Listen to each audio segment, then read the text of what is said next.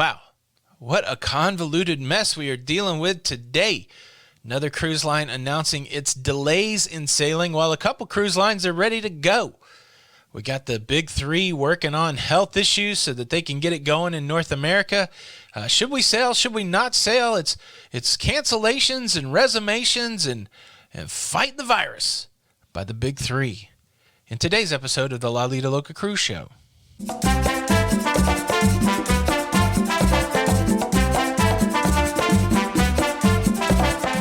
Hey, what's up, everybody? Welcome back to the show. I'm your host, Tony. Hope you guys are doing well. Today, it is July the 9th, just trotting through July. If you enjoy that cruising and travel content, please consider subscribing with the notification bell on. That way you don't miss out on any of the daily episodes. Let's kick this thing off with the stock market. A good day yesterday for cruise line stocks. All three of the majors trending upwards. Carnival getting back into the $15 range after slipping into the $14 bracket for a minute. Royal getting out of the 40s back into the 50s. And NCL hanging tight in the $15 range. All gaining yesterday. And that's a good sign, especially with all of the cruise news coming our way. Our major story today, we're going to talk about how Royal Caribbean Norwegian Cruise Line, what they're doing from a health perspective to try to get cruising resumed again. We will cover that in a little bit. But let's talk about some cruise lines that have decided to reopen.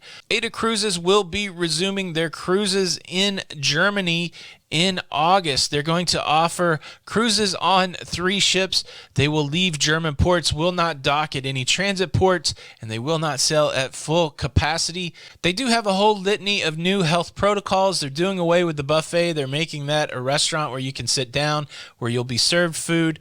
That's one thing that people seem to be concerned about. And of course, the major things that people are concerned about, at least in North America, are they going to make you mask up? Well, AIDA Cruises, they are going to make you mask up in areas where social distancing is not possible. That applies to both outdoor and interior locations. And so if you're cruising in Germany, you'll be able to get on a cruise ship, but you will have to wear a face covering. I know that that's a point of contention. Another German cruise line, TUI, also jumping back on the water.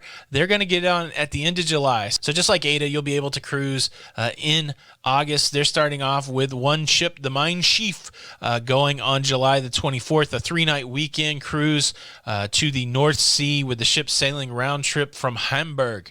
So you'll be able to jump on in Hamburg and go Hamburg back. Again, I don't think any of these cruise ships are letting anybody off quite yet. And then they're going to start with a broader sailing in August. Their medical precautions will be very similar to what AIDA, other cruise lines in Europe, will be doing. They're going to rely heavily on medical checks on the front end. So if you happen to be German, this is great news for you. You will be able to cruise again. Some people ask, why are we looking at the European cruises? Aren't we U.S. based? We are, but I do believe that as we look at these other countries begin to resume cruising, there'll be some good indicators as to what we might expect in North America. Again, it's different cultures, different tolerances, let's say that.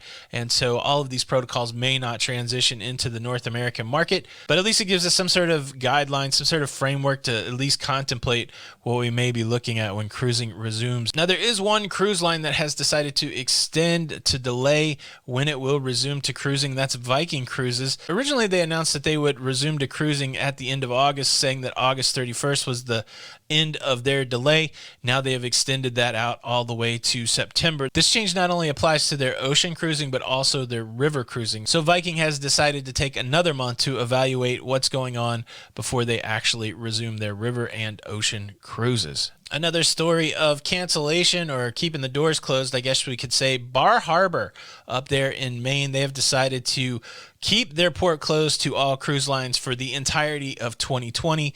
Bar Harbor saying no thank you for the rest of 2020. This is the dance that we're currently involved in. Can cruise lines leave ports and can cruise lines get to ports?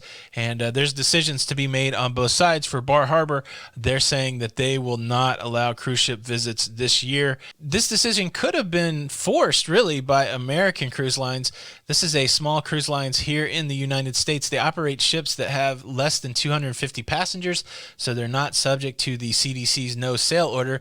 They kind of had eyes on Bar Harbor. They wanted to go there as one of their destinations, and when the word got to Bar Harbor, they called the council together and said, well, let's just ban all cruise ships till the end of the year. We don't want that right now. And so, Bar Harbor going to ride it out until the end of 2020 and go from there. It's another challenge for American Cruise Lines. They've been trying for the last month. I haven't talked about it much here on the channel, but they've been trying for the last month to try to get some cruises going somewhere, but they keep hitting roadblock after roadblock. So Bar Harbor off the table. It's funny sometimes when you're working your way through social media or reading the comments here on YouTube, there's sometimes a perception that all this stuff is very simple. It's very binary. You just flip a switch and you can cruise again. You flip a switch down, you can't cruise again. There's so many different components that go into whether you can cruise again or not, and it's not really just a simple yes or no. Sometimes we distill it to that because it's easier to talk about it in those ways. But probably one of the most challenging things as we look to resume cruising is what health and safety protocols will be in place when we cruise again.